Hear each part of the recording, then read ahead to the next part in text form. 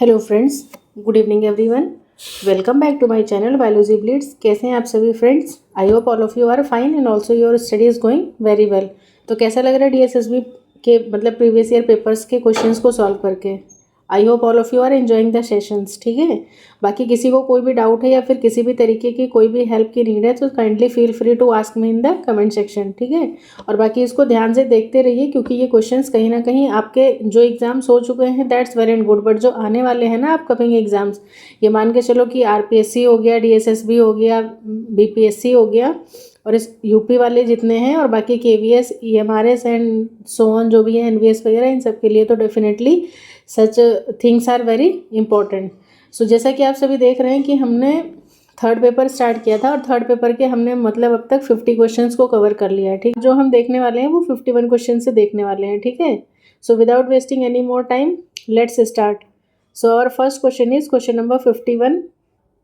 Question number 51 is asking about the bilateral true coelomates with body segmentation like rings. ठीक है, are characteristic feature of which of the following phylum. ठीक है, किस phylum में bilateral symmetry है? ठीक है, बाइलेटरल सिमेट्री के बाद में ट्रू सीलोमेट्स हैं। ठीक है, और फिर उसके बाद में उसका बॉडी सेगमेंटेशन कैसा है? वहाँ पे रिंग्स हैं। ठीक है, मतलब रिंग्स के फॉर्म में उसके बॉडी का सेगमेंटेशन हुआ है। तो वो कौन सी फाइलम की बात हो रही है? तो सभी को पता है कि ये फाइलम कौन सा है, हमारा एनिलिडा आ जाएगा। ठीक है, एनिलिडा के ये फीचर्स हैं। बाकी कुछ और इम्पॉर्टेंट चीज़ें हैं इसके बारे में। जैसे सबसे पहले तो देखो इसमें क्या क्या चीज़ें आ जाती हैं। अगर आपको एनिमल्स भी याद आ रहे हैं तो भी शायद आप अच्छे से फाइलम की कैरेक्टरिस्टिक्स को मतलब कि क्या कर सकते हो, डिफाइन कर सकते हो। जैसे कि इसमें अर्थवॉर्म आ जाता है, लीचेस आ जाते हैं और पॉलीकीट्स आ जाते हैं। ठीक है, पॉलीकीट्स इन द सेंस कि नेरीज आ जाता है, characterized by their segmented body and true coelom. ठीक है, उसके बाद में देखो सेगमेंटेशन की जो बात होती है, सेगमेंटेशन से मेनली कई बार क्वेश्चन पूछा गया है। तो इसमें देखो ध्यान से सुनो, annelids have a body divided into repeated segments. ठीक है, रिपीटेड सेगमेंट्स होते हैं। A feature that gives them their name from a Latin annulus. ठीक है, एनुलस जो होता है, एनुलस, एनुलस मीनिंग क्या होता है? Little ring. ठीक है, तो यही रिंग्स की बात हो रही है यहाँ पे। बाकी फिर सीलोम तो कैसा है? ट्रू सीलोम है, यहाँ पे देख ही रहे हो। बायलेटरल सिमेट्री है, मतलब कि बॉडी जो है वो जैसे ये अर्थवॉर्म है, अर्थवॉर्म की बॉडी जो है अगर आप डिवाइड करना चाहो बराबर दो भागों में तो एनिलिड्स एग्जिबिट बाइलेटरल सिमेट्री, जैसे कि ह्यूमन बींग्स में होती है। हम लोग भी क्या है, बाइलेटरल सिमेट्री तो बियर करते हैं। तो ये भी क्या बियर कर रहे हैं? बाइलेटरल सिमेट्री बियर करते हैं। Means their body can be divided into two equal halves along a central plane. ठीक है, ये सेंट्रल प्लेन है, सेंट्रल प्लेन से इनके बॉडी को आप दो बराबर भागों में बांट सकते हो। ट्रिप्लोप्लास्टिक मतलब कि तीनों जर्म लेयर्स प्रेजेंट होती हैं, ecto, meso, endo. Organ system level of organization देखने को मिलता है। अगर मैं आपसे क्वेश्चन पूछूं कि ऑर्गन लेवल ऑफ ऑर्गेनाइजेशन किस में देखने को मिलता है तो क्या आप कमेंट सेक्शन में मुझे बताओगे इसका आंसर? बाकी सर्कुलेटरी सिस्टम की बात की जाए तो क्लोज सर्कुलेटरी सिस्टम है। बाकी यहाँ पे एक एक्सेप्शन है, वो भी आप मुझे कमेंट सेक्शन में बताना। लोकोमोशन तो कैसा है? एनिलिड्स यानी कि पॉलीकेट्स में पैरापोडिया होता है और सीटी जो होती है वो किसमें? अर्थवॉर्म में होती है, which is use for the locomotion. तो ये कुछ मतलब एग्जांपल्स थे इसके बारे में। पॉलीकेट्स में देखो काम वॉर्म आ जाएगा, नेरीज वगैरह ये सारे आ जाते हैं। बाकी देखो एक्सप्लेनेशन में क्या यहाँ पर है, Annelida phylum is a broad phylum belonging to the kingdom animals. Annelidians are bilateral symmetrically invertebrate organisms and their segmented body distinguish them from any other organism. कैसे है? सीलोमेट और डिप्लोप्लास्टिक हैं। नेक्स्ट है question number 52. Which of the following is not a form of stored food in algae. Algae में जो stored food होता है उसका फॉर्म नहीं है। तो मैनिटोल सबको पता है कि किसका है, ये ब्राउन एल्गी का फीचर है। लेमिनेरिन भी किसका है? ब्राउन एल्गी का है। फ्लोरिडियन स्टार्च जो है वो रेड एल्गी का है। बट एल्जिन जो है ये कोई मतलब स्टोर्ड फूड नहीं है। ठीक है, हाँ एल्गी से ही ऑब्टेन किया जाता है इसको, but this is not a form of stored food. So explanation में देखते हैं क्या कह रहा है। कह रहा है कि alginic acid is a naturally occurring edible polysaccharide found in brown algae. ठीक है, ब्राउन एल्गी यानी कि फियोफाइसी का ये क्या है? एक प्रोडक्ट है। ठीक है, फियोफाइसिस मतलब ब्राउन एल्गी से एक पॉलीसेकेराइड निकलता है जो कि कैसा है? एडिबल है। ठीक है, और साथ ही साथ क्या है? It is hydrophilic and forms a viscous gum. Hydrophilic है मतलब कि क्या है? वाटर लविंग है। And form a viscous gums when hydrated it help to retain moisture and improve skin elasticity and firmness by increasing the production of hyaluronic acid and collagen in the skin. तो मतलब कहीं ना कहीं आप देख रहे होगे कि इसकी इंपॉर्टेंस जो है वो क्या है यहाँ पे। और अगर मैं आपसे ये पूछूं कि ये एल्जिन जो है वो किससे, मतलब ब्राउन एल्गी के किस उससे ऑब्टेन करते हैं, तो it is obtain from the cell walls of the brown algae, ठीक है। बाकी algin is obtain by digesting seaweed in alkali and precipitated इधर द कैल्शियम साल्ट और alginic acid. Algin is solid in filamentous, granular और powder form में। बाकी use करते हैं इसको इंडस्ट्री में वेरियस जेलिंग पर्पजेज के लिए हो जाता है। इमल्सीफायर होता है, एज ए स्टेबलाइजर यूज़ करते हैं, थिकनर यूज़ करते हैं फूड वगैरह में। It is also use in the pharmaceutical industry for making tablets वगैरह में। और बाकी ब्राउन एल्गी, लेमिनेरिन हो गया, माइक्रोसिस्टिस, एस्कोफाइलम, इन सब का क्या है, कॉमर्शियल यूज है ही है। Next question number 53, what is the term given to a group of species that can survive fire by the activation of dormant vegetative buds to produce regrowth. Regrowth की जब यहाँ पे बात की जा रही है, मतलब कि एग्जैक्टली पूछ ये रहा है कि जैसे मान लो प्लांट्स हैं या मतलब फॉरेस्ट है, कुछ भी है, आग लग जा रही है, आग लगने के बाद में भी जो स्पीशीज़ जो हैं, ये मतलब ग्रुप ऑफ स्पीशीज़ जो सर्वाइव कर जा रही हैं, ठीक है, दैट कैन सर्वाइव आफ्टर, मतलब फायर वहाँ पर लग जाती है तो भी वो कैसे सर्वाइव कर लेनी है, तो उस टाइप की स्पीशीज़ को आप लोग क्या नाम दोगे। तो ऑप्शंस हैं आपके पास, श्रेडर्स हैं, गिल्ड है, री स्प्राउटिंग स्पीशीज़ हैं, या फिर सिबलिंग स्पीशीज़ हैं। तो इसका आंसर जो है वो है री स्प्राउटिंग स्पीशीज़। अब देखो री स्प्राउटिंग स्पीशीज़ का मतलब क्या होता है कि this refers to the ability of certain plants to survive fire by using underground structures or specialized buds to regrow after the above ground part have been damaged or destroyed by fire। मतलब आग लगने से, देखा ही होगा कि आग लगने के बाद में जंगल में मोस्टली चीज़ें जल जाती हैं, बट फिर भी प्लांट्स में ऐसा होता है कि तुमने देखा होगा कई महीनों तक या कई 6 महीने साल भर तक वो अगर जंगल में आग लग भी गई थी तो थोड़े टाइम बाद वो क्या है, नेचर खुद से क्या करता है, मतलब उसमें कुछ ऐसी स्पीशीज़ होती हैं जो फिर से ग्रो कर जाती हैं और इजीली वो फिर से फॉरेस्ट के फॉर्म में चेंज हो जाता है। तो सम री स्प्राउटर्स का जो अगर नाम की बात की जाए तो सबसे पहले आपने नाम एक सुना होगा यूकेलिप्टस का, ठीक है, यूकेलिप्टस एक ट्री ये होता है ना, इस करता क्या है, यूकेलिप्टस की कुछ स्पीशीज़ हैं जिसमें कि ये करते क्या हैं, have buds protected under their bark, ये बड को अपने बार्क के अंदर छुपा के रखते हैं, that emerge to produce new leaves and branches after a fire, जो कि आग लगने के बाद में क्या करता है कि मतलब उसी बड से उसमें फिर से बडिंग हो जाती है और फिर से उसमें न्यू लीव्स और ब्रांचेस आ जाती हैं। और साथ ही साथ में एक और स्पीशीज़ का नाम है, आप अगर लिखना चाहें तो लिख सकते हैं, बैंक्सिया, ठीक है, बैंक्सिया की भी कुछ स्पीशीज़ हैं जो कि क्या है, relay on underground structure like ligno tubers for regrowth, ठीक है। इनमें देखो, re-sprouting are plant species that are able to survive fire by the activation of dormant vegetative buds to produce regrowth. Re-sprouters survive after fire and their above ground tissues regenerate from protected bud by using stored carbohydrates. तो definitely ये चीज़ें कहीं ना कहीं important थी। और बाकी ये तुम देखना कि हाँ ये क्या है, श्रेडर्स, गिल्ड और सिबलिंग स्पीशीज़ में भी इसमें से नेक्स्ट टाइम क्वेश्चन आ जाए।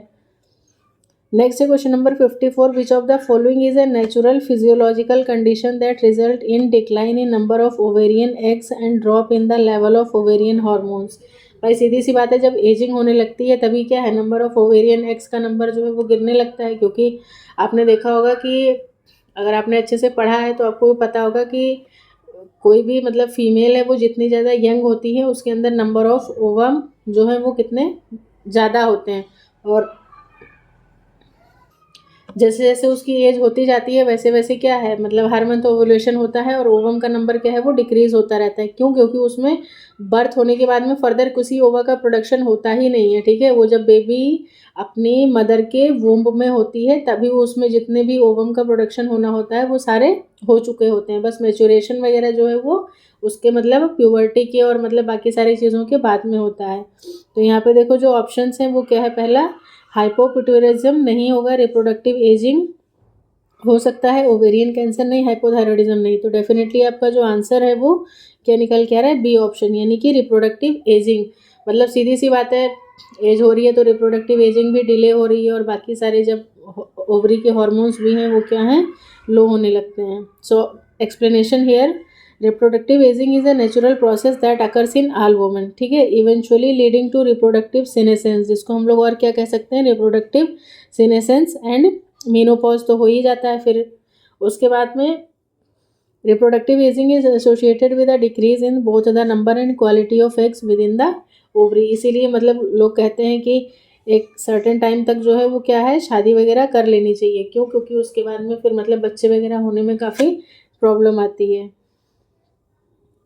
ऐसा नहीं है मतलब खुद को फिजिकली फिट रखो तो हो भी जाती हैं सारी चीज़ें। अब खाओगे काउच पोटैटो बन के पड़े रहोगे घर में तो फिर ऐसे नहीं होता है ना।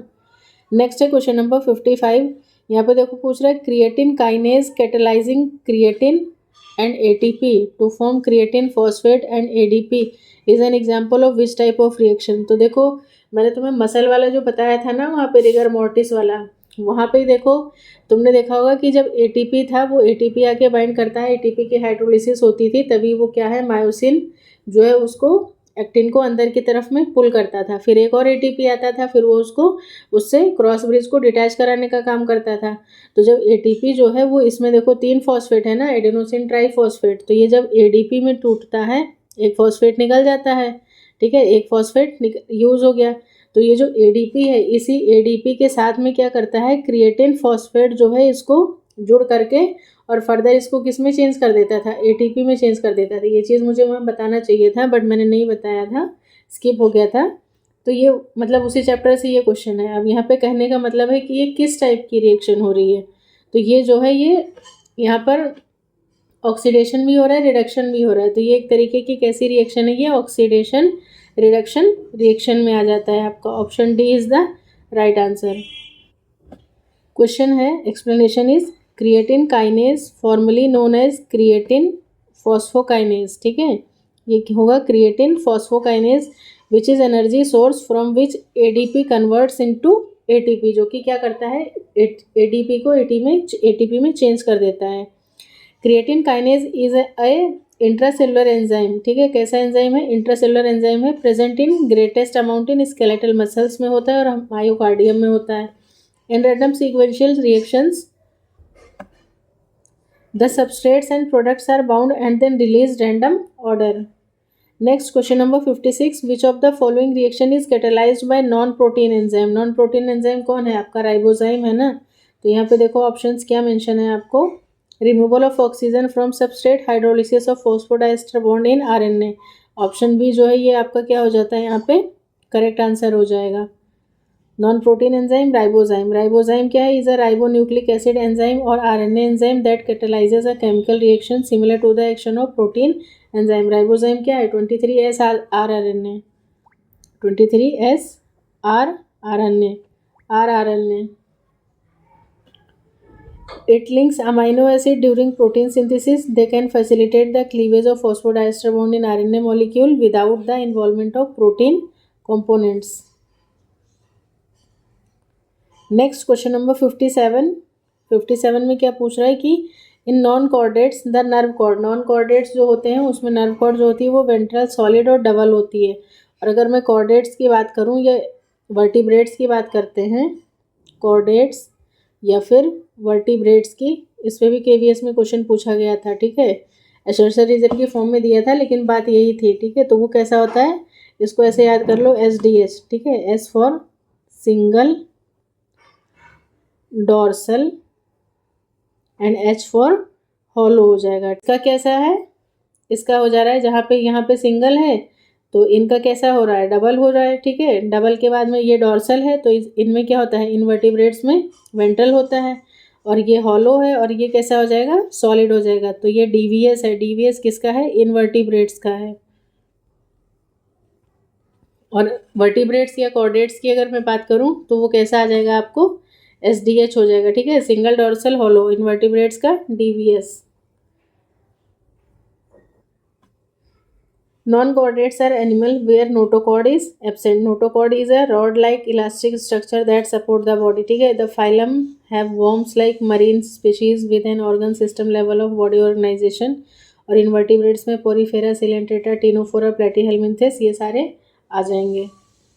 बाकी नर्वस सिस्टम का ओरिजिन या फिर ये कह सकते हो वो कहाँ से, सिलेंट्रेटा यानी कि हाइड्रा से, और हाइड्रा में भी नर्वस सिस्टम कैसा था वो एपोलर न्यूरॉन्स थे, ठीक है, मतलब सिंपली वो इस टाइप के थे। Next question number 58, which of the following plant has diplontic, haplontic diplontic ये सारी चीज़ें मैं एलगी मैंने जब मैंने पढ़ाया था तो बहुत डिटेल में पढ़ाया था। तो डेफिनेटली डिप्लॉन्टिक का आंसर आपका यहाँ पे फ्यूकस आ जाएगा। In diplontic life cycle dominated by the diploid stage. Main plant body कैसी है? स्पोरोफाइट है which contain antheridia in oogonia. Sex organ produced by gamete by meiosis which represent the gametophyte stage. Gamete क्या करता है? Undergo fertilisation immediately from the zygote.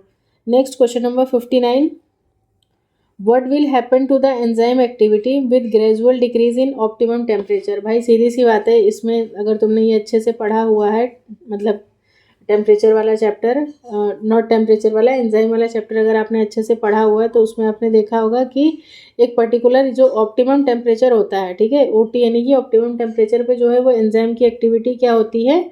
Maximum होती है, ठीक है। बाकी आप बहुत कम टेम्परेचर, मतलब अगर आप बहुत लो टेम्परेचर दे रहे हो तो भी उसकी एक्टिविटी मतलब उतनी अच्छी नहीं रहती है, और बहुत आप मैक्सिमम टेम्परेचर दे दोगे तो भी उसकी एक्टिविटी क्या है वो अच्छी नहीं रहेगी। तो कह रहे हैं कि gradual decrease in optimum temperature, हम ऑप्टिमम टेम्परेचर को क्या कर रहे हैं? कम कर दे रहे हैं। तो क्या एंजाइम की एक्टिविटी पे क्या प्रभाव पड़ेगा? तो भाई सीधी सी बात है, वो क्या हो जाएगी? उसकी एक्टिविटी डिक्रीज हो जाएगी। क्यों? क्योंकि वो काम किस पे करता है? ऑप्टिमम टेम्परेचर पर ही मतलब परफेक्टली काम करेगा, डायरेक्टली प्रोपोर्शनल होता है वो। Activity of enzyme is directly affected by the temperature, ठीक है। Activity of enzyme is directly proportional to temperature. And increase in temperature up to a certain limit increase करेगा एंजाइम की activity, but activity of enzyme is minimum. 0 degree Celsius जब रहेगा तो उसकी activity कैसी है? मिनिमम है। वाइल मैक्सिमम 45 डिग्री पे रहेगी, और बियॉन्ड 50 डिग्री जो है वो उसकी एक्टिविटी परमानेंटली स्टॉप हो जाएगी। नेक्स्ट है क्वेश्चन नंबर 60, कह रहा है कि which of the following is considered in 5 kingdom classification. Whittaker sir के जो क्लासिफिकेशन था उसमें इसमें से कौन कौन था जो इंक्लूडेड था? तो सिर्फ माइकोप्लाज्मा, जो कि किसमें? बैक्टीरिया, उसमें आ रहे थे, ये इंक्लूडेड थे। बाकी लाइकन वायरस विरोइड की यहाँ पे कोई बात नहीं की गई थी, ठीक है। ये डिटेल्स आप पढ़ लेना, कुछ इसमें खास नहीं है। Mycoplasma are fastidious bacteria that likes a cell wall. Mycoplasma कैसे हैं? लिविंग प्रोकैरियोट्स हैं belonging to the class Mollicutes. इसकी क्लास से क्वेश्चन पूछा जा सकता है। It grow in the cell free culture medium. और बाकी स्मॉलेस्ट होता है simplest self replicating bacteria. Whittaker classified cyanobacteria and mycoplasma to the kingdom Monera. Next है question number 61, which of the following feature is not considered for the natural classification या natural system of classification of plants by Bentham and Hooker. मतलब Bentham and Hooker ने कौन कौन से features को consider किया था अपने क्लासिफिकेशन में? तो इन्होंने प्लांट एनाटॉमी की बात की थी, प्लांट का अल्ट्रा स्ट्रक्चर, एम्ब्रियोलॉजी वगैरह लिया था, लेकिन जीनोम से रिलेटेड यहाँ पे कोई बात नहीं की गई थी, ठीक है। Bentham and Hooker were 2 British biologists gave the extensive classification of seed plants. They were focused on the type of perianth, number of whorls, whether the whorls are fused, मतलब फ्लोरल कैरेक्टर्स को इन्होंने ज़्यादा importance दिया था। Next है question number 62, carrageenan is obtained from which of the following. तो ये Chondrus crispus से ऑब्टेन किया जाता है। Chondrus crispus also known as Irish moss. और इससे क्या ऑब्टेन करते हैं? कैराजिनिन, ठीक है। कैराजिनिन क्या है? This is a specific species of red algae commonly known as Irish moss that is use for its carrageenan content which is used as a food thickener और स्टेबलाइजर के तौर पे यूज करते हैं। तो यहाँ पे देखो कॉन्ड्रस क्रिस्पस तो है नहीं ऑप्शन में, तो लेमिनेरिया ब्राउन एल्गी हो गया, सारगासम ब्राउन है, फ्यूकस ब्राउन है। तो मतलब आप थोड़ा सा मतलब सब बच गए हो कि हाँ यहाँ पे एक, अगर तुम्हें रेड एल्गी पता था तो तुम यहाँ से ये गिगार्टिना को फाइंड आउट कर सकते हो, ठीक है। बाकी गिगार्टिना वगैरह हो गया, ग्रासिलेरिया, ये सारे क्या है मतलब अगर अगर वगैरह जो है वो इसी से ऑब्टेन करते हैं। और साथ ही कॉन्ड्रस क्रिस्पस मतलब जो कैरेजिनिन है वो भी गिगार्टिना से और कॉन्ड्रस क्रिस्पस से ऑब्टेन किया जाता है। कुछ और स्पीशीज़ भी हैं, अगर आपको नीड है तो आप उसको लिख सकते हो। Carrageenan is a hydrocolloid produced in large amount by Rhodophyceae यानी कि red alga, mainly extracted from Chondrus crispus cell walls. Carrageenan is a polysaccharide which is used in the stabilisation of emulsions in paint and cosmetic industries. और बाकी मैंने बताया as a thickening agent वगैरह भी use करते हैं इसको। Next है question number 63, which of the following is not a biological oxidoreductase. मतलब बायोलॉजिकल ऑक्सीडोरिडक्टेज नहीं है, तो मतलब नाइट्रोजिनेज है, मैलेट डिहाइड्रोजिनेज आ जाएगा, परऑक्सीडेज आ जाएगा, लेकिन जो पायरुवेट कार्बोक्सिलेज है ये इसमें क्या आ जाता है आपका? बायोलॉजिकल ऑक्सीडोरिडक्टेज नहीं है। क्यों नहीं है वो भी देख लो। पायरुवेट डी कार्बोक्सिलेज क्या है? एक बायोटिन कंटेनिंग एंजाइम है, ठीक है, विच कन्वर्ट पायरुविक को ऑक्जेलो एसीटेट में चेंज करता है, पायरुविक एसिड को ऑक्जेलो एसीटेट में चेंज करता है, which is an important step in gluconeogenesis. Oxidoreductase enzyme that catalyses an oxidation reduction reaction, यानी कि रिडॉक्स रिएक्शन में ये हेल्पफुल है oxidoreductase. Next question number 64 is asking about the which of the following epithelial tissues lines the lung alveoli. Lung की alveoli को कौन करते हैं, तो वो सिंपल स्क्वेमस एपिथेलियल टिश्यूज होते हैं, ठीक है।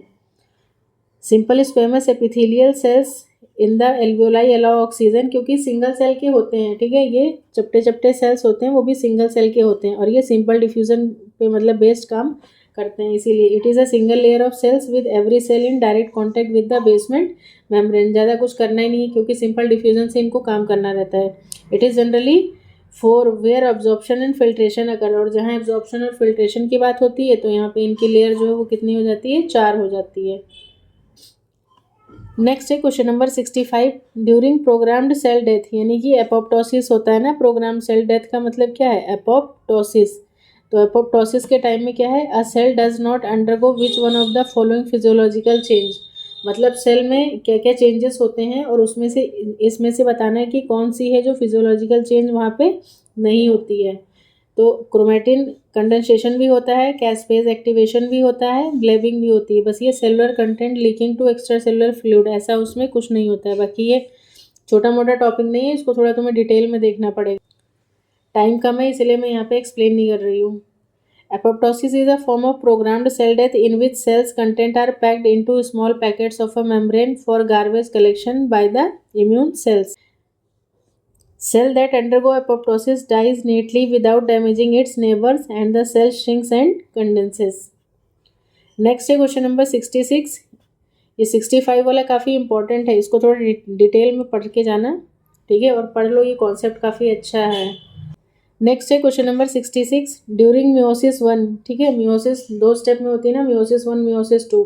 तो मियोसिस 1 में एनाफेज जो है, एनाफेज में spindle fibre from opposite pole attach the kinetochore to separate, तो वो किससे लगे होते हैं, वो होमोलोगस क्रोमोसोम्स को सेपरेट करते हैं। और मियोसिस या मतलब मियोसिस 2 में जो एनाफेज 2 होता है वहाँ पर वो किसको अलग करते हैं, वो सिस्टर क्रोमेटिड्स को अलग करते हैं। तो यहाँ पे जो क्वेश्चन पूछ रहे हैं वो किसके लिए है, वो होमोलोगस क्रोमोसोम्स को अलग करेंगे स्पिंडल फाइबर्स। और इसी जगह अगर एनाफेज 2 होता है या मियोसिस 2 का एनाफेज पूछता है तो आपका आंसर क्या होता है, वहाँ पे सिस्टर क्रोमेटिड्स होता है। Meiosis 1, the homologous chromosome align at the equatorial plate, the spindle microtubule attached to the kinetochore। kinetochore तो मालूम ही होगा ना, ये देखो ये क्रोमोसोम होता है, ये सेंट्रोमियर है, इसके किनारे किनारे ये एक डिस्क शेप स्ट्रक्चर होता है जिससे क्या होता है, आपके स्पिंडल फाइबर जो है वो अटैच होते हैं। तो मेटाफेज एनाफेज 1 में homologous chromosome separate and dyad moves to opposite pole of the spindle, ठीक है, यहाँ पे मूव होगा, move to opposite pole of the spindle.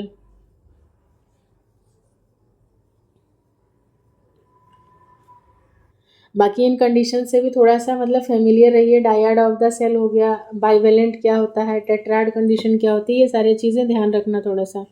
67th question कह रहा है कि which of the following viruses will evolve faster than other, कौन से वायरस हैं जो अदर वायरसेस के कंपैरिजन में तेज़ी से इवॉल्व करते हैं। तो RNA virus with shorter life span, जिसका लाइफ स्पेन शॉर्टर होगा भाई सीधी सी बात है वो तेज़ी से इवॉल्व करेगा। RNA virus have high mutation rate allow specifically of fast evolution. RNA virus mutate faster than DNA viruses, single standard mutate more faster than the double standard viruses. Next question number 68, which of the following is a sex limited trade, मतलब कि sex limited का मतलब सिर्फ और सिर्फ एक ही sex में होगा। तो पैटर्न बार्डनेस दोनों में हो सकता है, बियर्ड डेवलपमेंट इन मेल्स, ठीक है, तो बियर्ड जो है वो फीमेल्स में तो आती नहीं है, मेल्स में ही आते हैं। Sex limited traits that are visible only within one sex while genes located on autosomes and express only in one sex and responsible for sexual dimorphism. In male pattern baldness, moustaches and beard in human male are example of sex limited traits आ जाएगा। Next है question number 69 में पूछ रहा है कि what is the term given to a chromosomal aberration where a segment of chromosome is turned around 180 degree within a chromosome excluding centromere. इस चीज़ को ध्यान देना, एक्सक्लूडिंग बोल रहा है, ठीक है, तो इसको देखो ध्यान से, तुमने पढ़ भी रखा होगा वैसे, कि मान लो यहाँ पर क्या था, पी क्यू आर और एस था, अब इसमें चेंज हुआ, ठीक है। चेंज होने का मतलब ये है कि एक्सक्लूडिंग 180 घूम जा रहा है और साथ में सेंट्रोमियर को, मतलब सेंट्रोमियर इसमें नहीं घूम रहा है। देखो सबसे पहले तो मतलब दोनों में आपको अच्छे से डिफरेंस पता होना चाहिए, ठीक है। पेरीसेंट्रिक और पैरासेंट्रिक ये भी किस में आते हैं, ये दे कम्स अंडर क्रोमोसोमल इन्वर्जन्स, ठीक है। जिसमें पेरीसेंट्रिक इन्वर्जन में इन्वॉल्व अ सेंट्रोमेयर, मतलब जब सेंट्रोमेयर साथ में होगा इंक्लूडिंग सेंट्रोमेयर होगा तो वो पेरीसेंट्रिक में आ जाएगा, और पैरासेंट्रिक में सेंट्रोमेयर नहीं इन्वॉल्व होता है, ठीक है, with the latter occurring entirely within one arm of the chromosome. और बाकी मतलब डिटेल में तुम पढ़ लेना, मैं बहुत नहीं तुम्हें एक्सप्लेन करने वाली यहाँ पे। बाकी ये देख लो, एक मतलब इमेज की हेल्प से मैं आपको थोड़ी सी मतलब मैं आपकी हेल्प कर सकती हूँ। जैसे देखो पैरासेंट्रिक इन्वर्जन है, डज नॉट इंक्लूड सेंट्रोमेयर, इसमें सेंट्रोमेयर का इन्वॉल्वमेंट नहीं है। अब जैसे मान लो ये क्रोमोसोम था, ये है इसका सेंट्रोमेयर, ठीक है, दिस वन इज सेंट्रोमेयर है, और ये इसका एक आर्म है और दूसरा आर्म यहाँ नीचे से है। इस पर कितने जीन्स लगे हैं, ABCDEFGH। तो यहाँ पे देखो BC और D का इन्वर्जन हो गया है, ठीक है। इन्वर्ट मतलब उल्टा होना ना किसी चीज़ का, तो BCD इनका क्या हो रहा है, इन्वर्जन हो रहा है। देखो दिखाई दे रहा होगा आपको बहुत ईजिली ये चीज़, ये देखो ऐसे इसका इन्वर्जन हो गया और ये इन्वर्ट होकर के जा करके यहाँ पे इस तरीके से जुड़ जाता है। तो ये कैसा हो रहा है, आपका पैरासेंट्रिक में आ जाएगा, ठीक है। मतलब यहाँ पे सेंट्रोमेयर का इन्वॉल्वमेंट जो है वो नहीं है, ठीक है। जब सेंट्रोमेयर इन्वॉल्व नहीं है तो ये पैरा में आ जाएगा। और जब यहाँ पर देखो फिर से यहाँ पर सेम क्रोमोजोम है, यहाँ पर जीन जो लिया है वो DE और F लिया है, और आपका जो सेंट्रोमेयर है वो कहाँ पे, यहाँ पे लगा हुआ था ना, यहाँ पर भी इसी जगह पे था, E और F के बीच में, यहाँ पर भी E और F के बीच में। अब यहाँ पर भी फिर से इन्वर्जन हो गया, ठीक है। ये कितना टोटल घूम जा रहा है, 180 डिग्री घूम जा रहा है, और 180 डिग्री घूम जा रहा है साथ में किसको लेकर के, सेंट्रोमेयर को लेकर के। जब ये घूम जा रहा है तो ये पेरीसेंट्रिक इन्वर्जन में आएगा, ठीक है। यहीं पे साथ में लिखा भी हुआ है इंक्लूड्स सेंट्रोमेयर, और ये ऐसे पलट गया पूरा का पूरा और जाकर के फिर से उसमें क्रोमोसोम में जुड़ गया। मतलब ये क्या हुआ, क्रोमोसोमल एब्रेशन के केसेस हैं, ठीक है, पैरासेंट्रिक और पेरीसेंट्रिक। पैरा में सेंट्रोमेयर नहीं है, पेरी में सेंट्रोमेयर इंक्लूड है। तो यहाँ पे क्वेश्चन का आंसर आपका क्या निकल के आ रहा है, ठीक है। क्वेश्चन में क्या बोल रहा है कि सेंट्रोमेयर नहीं है, तो जब सेंट्रोमेयर नहीं है तो आपका आंसर क्या हो जाएगा, पैरासेंट्रिक हो जाएगा। आंसर क्या आ जाएगा आपका, पैरासेंट्रिक इन्वर्जन आ जाएगा, A option. An inversion that does not include the centromere is called paracentric. Parametric लिखा हुआ यहाँ पर पैरासेंट्रिक होगा, ठीक है, इसको करेक्ट कर लेना, paracentric inversion, structural chromosome rearrangements that are formed on a chromosome arm involving two breaks and rejoining of the chromosome segment after 180 degree rotation। बाकी इससे होने वाले डिजीजेस क्या क्या हैं, तो ये भी इंपॉर्टेंट है, कहीं ना कहीं देख लेना, एग्जाम्पल इसके साथ में नोट कर लेना। नेक्स्ट है question number 70, which of the following is an aggregate fruit. तो एग्रीगेट फ्रूट का एक नाम एग्जाम्पल देखा जाए तो वो क्या आ जाएगा आपका, स्ट्रॉबेरीज आ जाएंगी।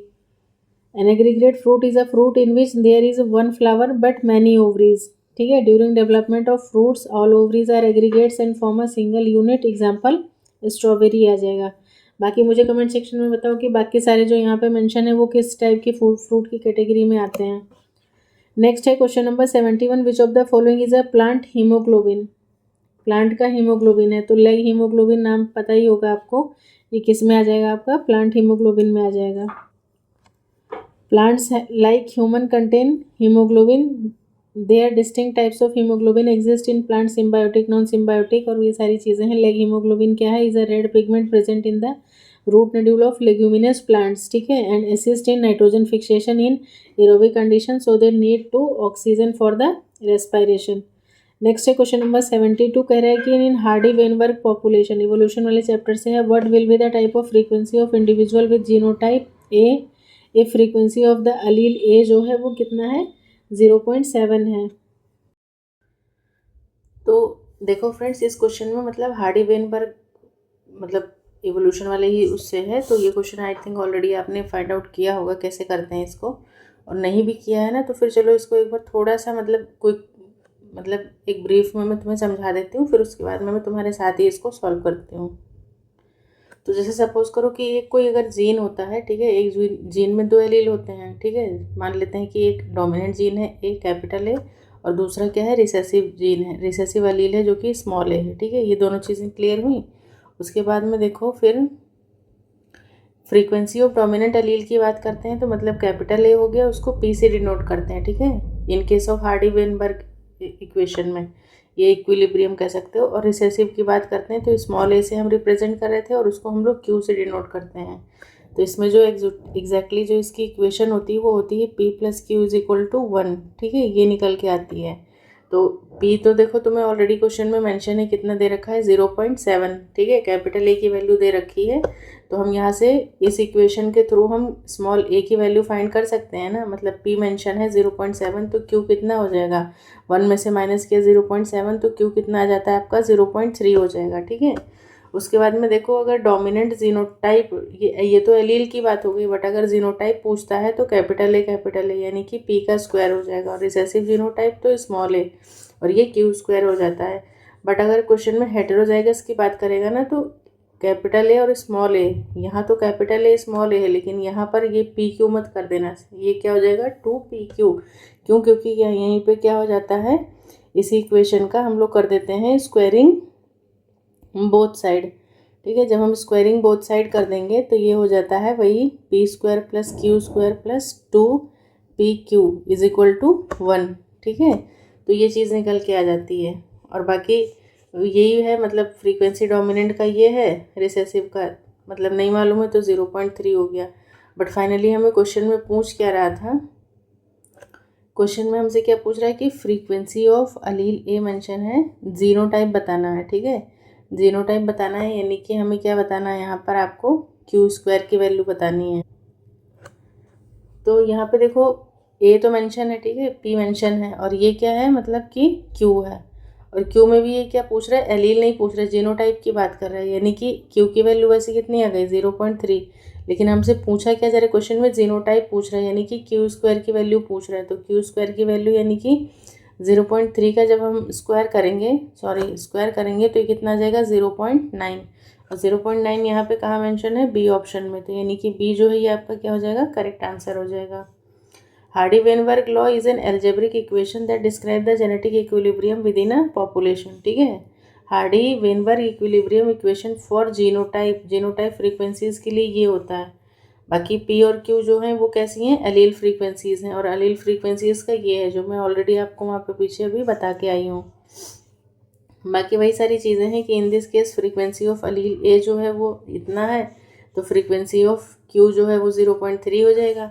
अब जीनोटाइप निकालने के लिए स्क्वायर कर देंगे वहाँ पे, तो जब स्क्वायर किया तो आंसर आपका 0.09 आ जाएगा। नेक्स्ट है question number 73, which of the following is the first carboxylation product of C3 और C4 दोनों का मतलब आपको अच्छे से पता होना चाहिए। तो C4 का जो होता है वो क्या आ जाता है आपको, ऑक्जेलो एसिटिक एसिड होता है। In C4 plant the first product CO2 fixation is a C4 organic acid oxaloacetate formed by the carboxylation of PEP, ठीक है, phosphoenolpyruvate by the PEP carboxylase takes place in the chloroplast of the mesophyll cells. Next है question number 74 is asking about the mesenchyme. Mesenchyme जो है वो क्या है, is an embryonic tissue है that primarily give rise to which of the following tissues in adult, ठीक है। Embryo में मीजेनकाइम जो है एक एम्ब्रियोनिक, मतलब मीजेनकाइम प्राइमरीली क्या है, एम्ब्रियोनिक टिश्यू है जो कि एडल्ट्स में किस चीज़ का फॉर्मेशन करता है, तो एडल्ट्स में वो फॉर्मेशन करता है कनेक्टिव टिश्यू का, जैसे ब्लड हो गया, बोन्स हो गए, कार्टिलेज वगैरह हो गए, इस तरीके के। एक्सप्लेनेशन में देखते हैं, कह रहा है कि मीजेनकाइम इज़ अ मल्टीपोटेंट सेल, ठीक है, टोटीपोटेंट, मल्टीपोटेंट, प्लूरीपोटेंट, ये चीज़ें आपको डिफरेंस मालूम होना चाहिए। During embryogenesis give rise to the body's connective tissue from cartilage and bone to fat muscles, ठीक है। mesenchymal tissues can be part of many organs and help to the organ shape and strength. Next है question number 75, which of the following modification of DNA is the reason of genomic imprinting. तो इसमें से कौन सा modification है, तो methylation, ठीक है, मिथाइलेशन की वजह से क्या हो रहा है, जीनोमिक इम्प्रिंटिंग पॉसिबल है। DNA methylation at cytosine residue is essential for functional imprinting of at least imprinted mammalian genes. DNA methylation is a biological process by which methyl groups are added to the DNA molecule which change the activity of DNA.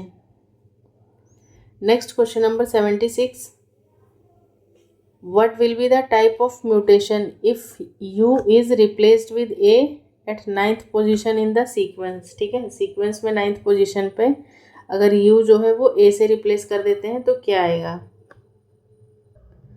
तो यहाँ पे देखो simply मतलब तुम्हें इतना तो पता है कि प्यूरिन और पिरिमिडिन में क्या होता है। ठीक है, प्यूरिन में हमारा एडिनाइन और गुआनिन आ जाएगा और पिरिमिडिन में थाइमिन या फिर आरएनए है तो यूरेसिल के साथ में साइटोसिन होगा।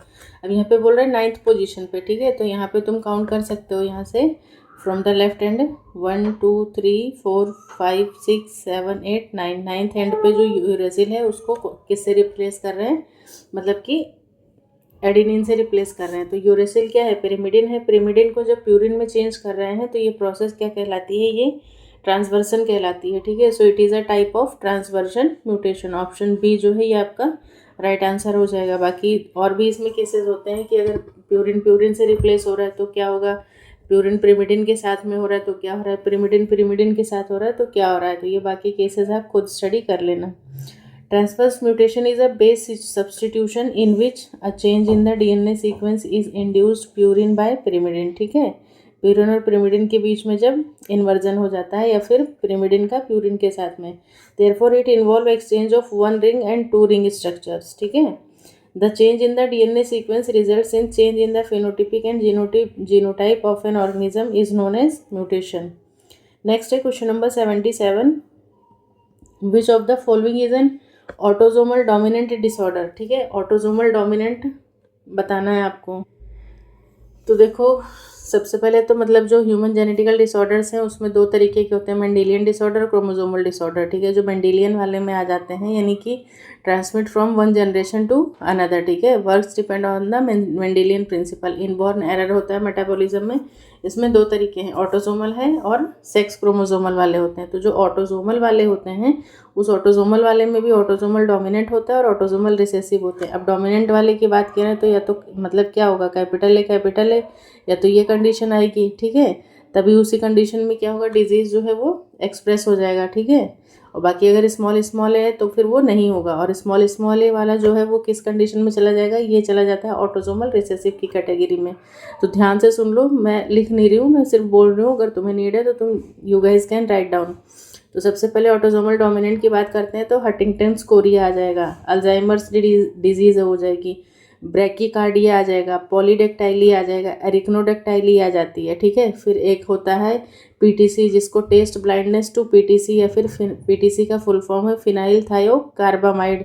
उसके बाद में मायोटोनिक डिस्ट्रॉफी। तो इतनी सारी जो हैं ये किस में आ जाएंगे, आपके ऑटोसोमल डोमिनेंट में आ जाएंगे। ठीक है, और रिसेसिव की बात करते हैं तो ऑटोसोमल रिसेसिव के एग्जांपल्स नोट कर लो, albinism, phenylketonuria, alkaptonuria, cystic fibrosis, Gaucher's disease, sickle cell anaemia, thalassaemia, Tay Sachs disease और कैलेक्टोसीमिया। जीपीटी एंजाइम की डेफिशिएंसी हो जाती है।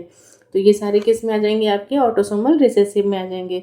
बाकी ऑप्शंस दे रहा है, red green colour blindness, G6PD haemophilia और ये क्या है, एकोंड्रोप्लासिया। तो यहाँ पे फाइनली आंसर जो आ रहा है वो आपका क्या होगा, एकोंड्रोप्लासिया, यानी कि डी ऑप्शन करेक्ट है। Achondroplasia is a bone growth disorder that results in dwarfism due to genetic mutation in the arms and leg. Achondroplasia is an autosomal dominant disorder. Achondroplasia किसकी वजह से होता है, caused by the mutation in the fibroblast growth factor FGFR3। ठीक है, important है, note कर लीजिए। Gene which require bone growth by limiting the formation of bone from cartilage. मतलब कार्टिलेज से बोन का जो फॉर्मेशन है वो कहीं ना कहीं स्लो हो जाता है या रुक जाता है, and this disease is known as achondroplasia. Question number 78 कह रहा है कि which of the following environmental factors plays an important role in sex determination in reptiles. Reptiles मतलब क्रोकोडाइल हो गया, टर्टल वगैरह हो गए, लिजार्ड वगैरह, इन सब में टेम्परेचर जो है वो कैसे डिटरमाइन करता है सेक्स डिटर्मिनेशन को। तो मेरे अकॉर्डिंग मतलब जो इसमें आंसर है फाइनली वो आपका जो होता है वो टेम्परेचर होता है। क्यों टेम्परेचर होता है वो ध्यान से सुनिए। In many reptile species temperature is the primarily environmental factor that determine sex, a phenomenon known as temperature dependent sex determination, जिसको हम लोग क्या बोलते हैं, TSD के नाम से जाना जाता है। ठीक है, TSD ये साथ में होगा, TSD temperature dependent sex determination. होता क्या है इसमें कि देखो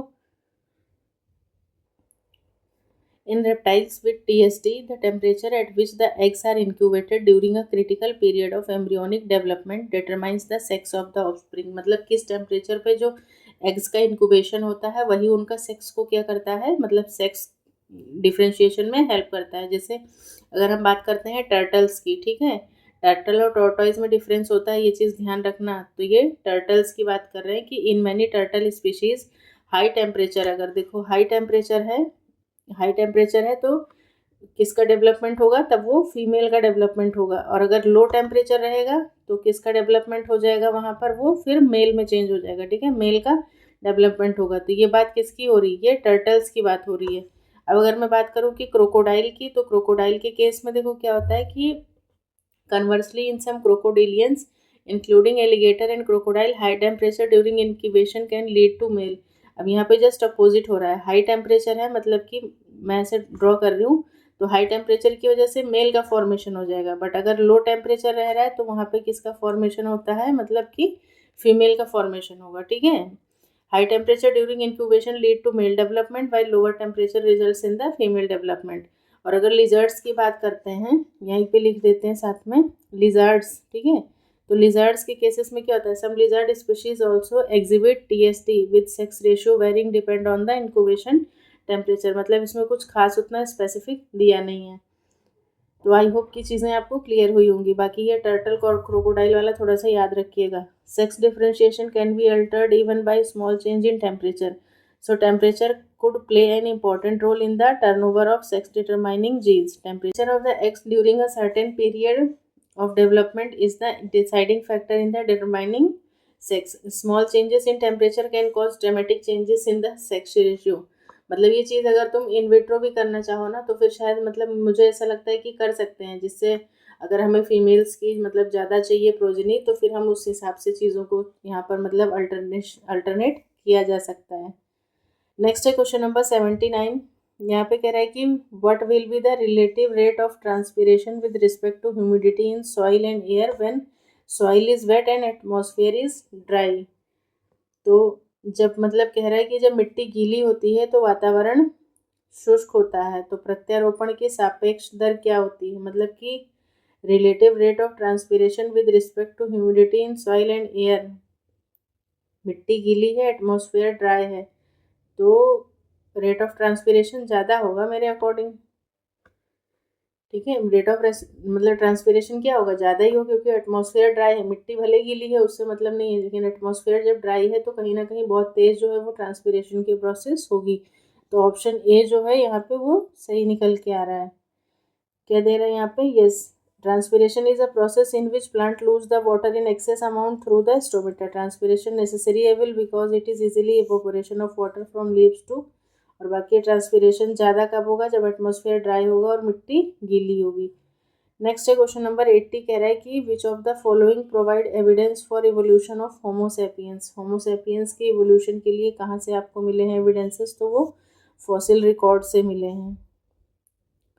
अफ्रीकन फॉसिल कहाँ के हैं, African fossils provide the best evidence for the evolutionary transition. Fossil documents the existence of now extinct past species that are related to present day. Fossil provide evidence for long term evolutionary changes. तो friends आज इस video में मतलब हम 80 questions तक ही wind up करते हैं, ठीक है। 51 से 80 तक 30 क्वेश्चंस हो चुके हैं। अब इसको आप मतलब अच्छे से देखिए, फिर बाकी के रिमेनिंग क्वेश्चंस जो है वो हम अगली क्लास में कंटिन्यू करेंगे। तब तक के लिए thanks for watching everyone and please don't forget to give your feedback in the comment section.